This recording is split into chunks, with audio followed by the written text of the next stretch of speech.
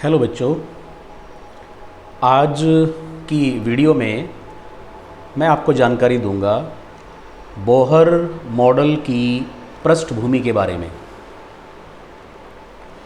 Bohr model को पढ़ने से पहले हमें इसकी पृष्ठभूमि के बारे में पढ़ना होगा। तो चलिए स्टार्ट करते हैं वीडियो को। और सबसे पहले मैं आपको जानकारी दूंगा कि विद्युत चुंबकीय विकिरण क्या होता है। यदि आप इसकी परिभाषा को समझें तो विद्युत चुंबकीय विकिरण एक प्रकार की ऊर्जा है जिसमें विद्युत तथा चुंबकीय क्षेत्र दोनों ही समाहित होते हैं। अर्थात इसमें चुंबकीय घटक भी होता है और विद्युतीय घटक भी होता है, और ये दोनों क्षेत्र एक दूसरे के लंबवत यानी एक दूसरे के 90 डिग्री के कोण पर संचरित होते हैं। देखिए, मान लीजिए कि यदि जो विद्युत क्षेत्र है वो इस तरह से ऊपर से नीचे की तरफ संचरित हो रहा है, तो चुंबकीय क्षेत्र इसके 90 डिग्री के कोण पर ऐसे क्षैतिज रूप में संचरित होगा। विद्युत चुंबकीय विकिरण कई प्रकार के होते हैं, जैसे कॉस्मिक किरणें, गामा किरणें, एक्स किरणें, पराबैंगनी किरणें, दृश्य प्रकाश, अवरक्त किरणें, माइक्रो किरणें व रेडियो किरणें। ये सभी विद्युत चुंबकीय विकिरण कहलाते हैं। एक बार फिर समझ लीजिए, कॉस्मिक किरणें, गामा किरणें, एक्स किरणें, पराबैंगनी किरणें, दृश्य प्रकाश, अवरक्त किरणें, माइक्रो किरणें व रेडियो किरणें। यदि हम इनको अंग्रेजी में देखते हैं तो ये थोड़ा हमें आसान पड़ जाएंगे, जैसे cosmic rays, gamma rays, X rays, ultra violet rays, visible light, infrared rays, micro rays व रेडियो वेव्स या रेज। देखिए, इस ऑर्डर को याद करने का एक आसान तरीका है कोगा एक्स, यूवी वाई, आई माइरा। देखिए, आप इसे इस तरह से समझेंगे, कोगा X, U V Y, I माइरा। देखिए, जो सी ओ है cosmic rays, gamma rays, X rays, ultra violet, visible, infrared, microwaves और रेडियो वेव्स। तो आप इस तरह से इसको आसानी से याद कर सकते हैं। अब देखिए कि इन किरणों के प्रमुख लक्षण किस प्रकार हैं।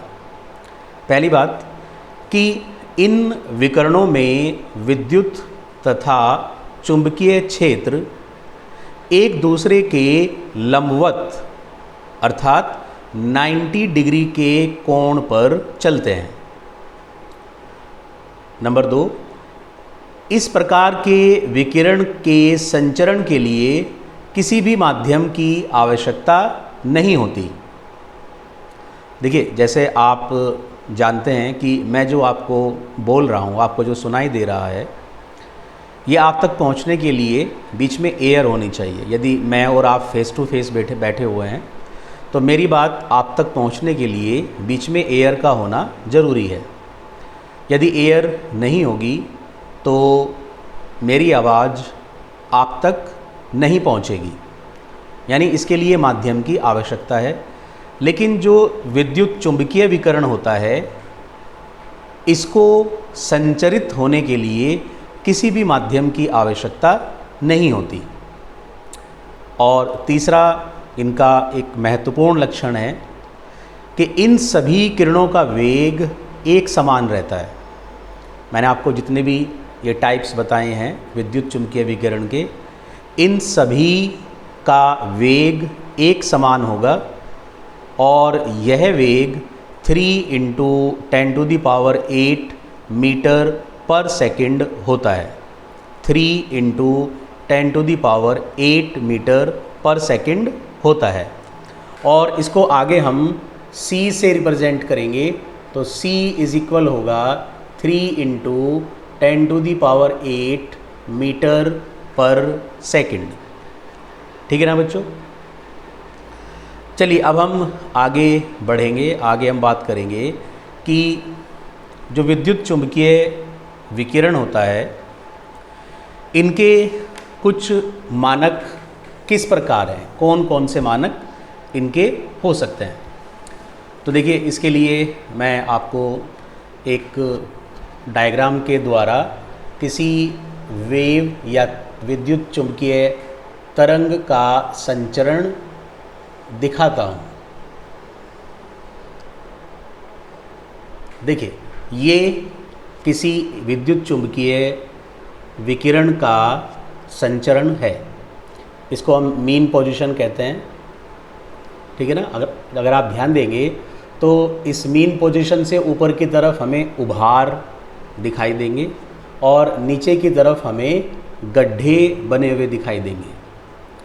तो ये जो ऊपर की तरफ उभार बनते हैं, इनको दीर्घ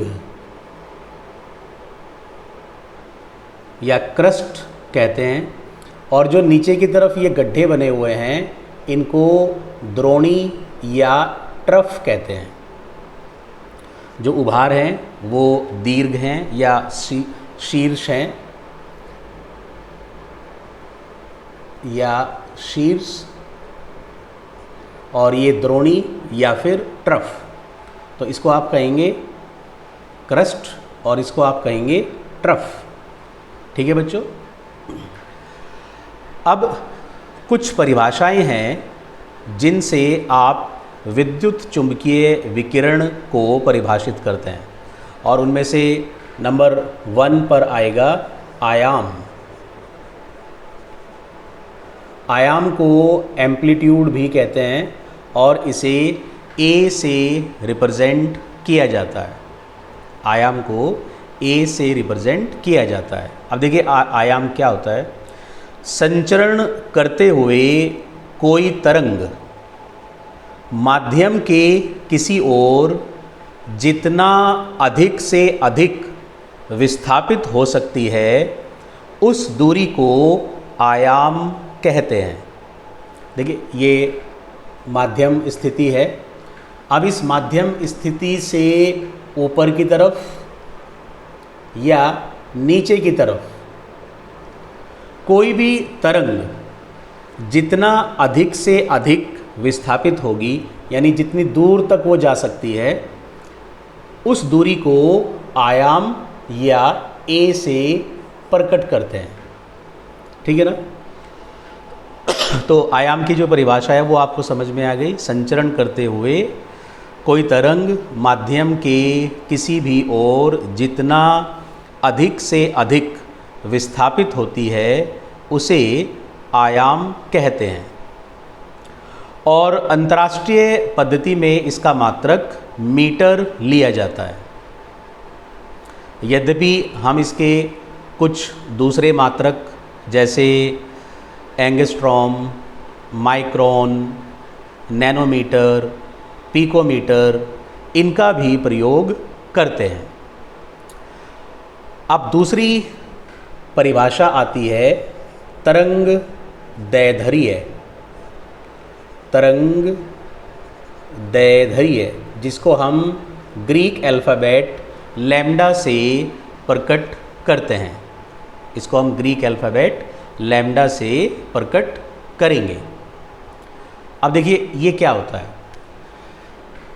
देखिए, ये दो कर्मागत यानी एडजेसेंट, पास पास वाले दो कर्मागत शीर्ष हैं, या फिर ये दो कर्मागत द्रोणी हैं।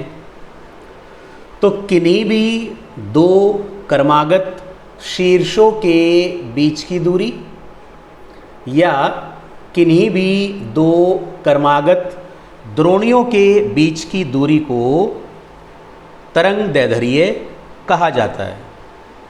देखिए, जो दो पास पास वाले शीर्ष हैं या दो पास वाले द्रोणी हैं, इनके बीच की दूरी को आप कहेंगे तरंग दैर्ध्य। और इसका मात्रक भी अंतर्राष्ट्रीय पद्धति में मीटर लिया जाता है। तो देखिए, इस तरह से आपको दो परिभाषाएं समझ में आ गई। अब हम बात करते हैं तीसरी परिभाषा की, जिसको हम कहते हैं आवर्ती, या अंग्रेजी में इसको कहते हैं फ्रीक्वेंसी, और इसे ग्रीक अल्फ़ाबेट न्यू से प्रकट किया जाता है। अब देखिए, जो आवर्ती है इसकी क्या परिभाषा आप देंगे? किसी एक बिंदु से 1 सेकंड में गुजरने वाली तरंगों की संख्या को आवर्ती कहा जाता है। किसी एक बिंदु से, कोई भी एक पर्टिकुलर बिंदु आप ले लीजिए, किसी एक बिंदु से 1 सेकंड में गुजरने वाली जो तरंगों की संख्या है, इसको आप आवर्ती कहेंगे। और आवर्ती की अंतर्राष्ट्रीय पद्धति में इकाई प्रति सेकंड होती है। या तो आप इसको प्रति सेकंड कहेंगे, या फिर हम इसको हर्ट्ज़ भी कह सकते हैं। प्रति सेकंड या हर्ट्ज़। ठीक है बच्चों, ये बात समझ में आई? चलिए, अब हम अगली परिभाषा की तरफ बढ़ते हैं, और वो है वेग। तरंग का वेग, जिसे आप v से रिप्रेजेंट करेंगे। अब तरंग का वेग क्या होता है कि किसी एक तरंग द्वारा 1 सेकंड में तय की गई दूरी को उसका वेग कहते हैं। 1 सेकंड में तय की जाने वाली दूरी को उसका वेग कहते हैं। देखिए, यहाँ आपको ये बात ध्यान रखनी है कि जब हम विद्युत चुंबकीय विकिरण की बात करते हैं तो उनका वेग सदैव समान होगा, और ये मैंने आपको बताया था 3 × 10⁸ मीटर पर सेकंड। लेकिन यदि हमारे पास कोई और वेव है, या हम किसी और कंडीशंस की तरह से वेव को ट्रीट कर रहे हैं, तो उसका वेग अलग अलग हो सकता है। या अगर कोई पार्टिकल वेव है तो उसका वेग अलग अलग हो सकता है। चलिए, तो हमारे पास 4 परिभाषाएं हुई। अब हमारे पास 5वीं परिभाषा है तरंग संख्या। तरंग संख्या, जिसको हम न्यू बार से प्रकट करते हैं। तरंग संख्या को, ये हमारे पास आ जाती है तरंग संख्या, और इसको हम न्यू बार से प्रकट करेंगे। ठीक है बच्चों? अब ये क्या होता है कि इकाई दूरी में उपस्थित तरंगों की संख्या को तरंग संख्या कहते हैं।